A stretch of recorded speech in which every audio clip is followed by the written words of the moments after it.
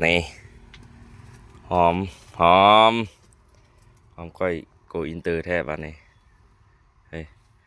ออเดอร์เข้ามาแบบแน่นๆหนักๆโลดมื่อนี้นี่เกียมที่ว่าจัดทรงแล้วอันนี้ล็อตหนึ่งอย่างอีก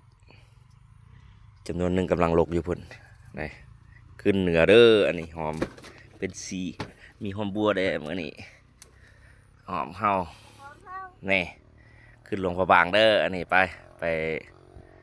หับแขกอยู่หลวงพระบางพุ่นอันนี้จำนวน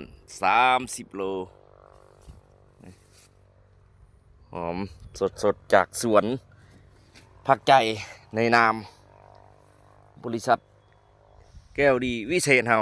จัดให้แล้วนี่ยังหอมบัวแดงนี่กำลังทำการลกมาอยู่เขาจุดจำนวนหนึ่งกำลังไปลกต่างใดจำนวนหนึ่งแหละหอมนี่ก็จำนวน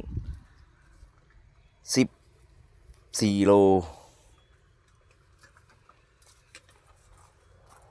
หอมมาโกอินเตอร์อะไรนี่ขึ้นเหนือเนออันนี้ไปครับใส่พูนอันแขกครับใส่คนใส่ห้านอาหารอยู่ทางหลวงพระบางพุ่นเด้อนี่เด้อขึ้นเหนือนี่รถนี้นวล30 โลนี่อันนี้จะน้อยเอาใส่ถุงแน่นๆรถมืออื่นอีกอื่นนี่ลงนครหลวงเมืองเฟืองหินเฮิบก็ว่ากันไปวันนี้เอาขึ้นเหนือให้ก่อนขึ้นเมื่อหานอาหารหลวงพระบางตลาดหลวงพระบางก่อนมานี่อุ่นจอมมื้อนี้บ่ทันหดน้ำเด้อมื้อนี้ลกหอมใจหอมก่อน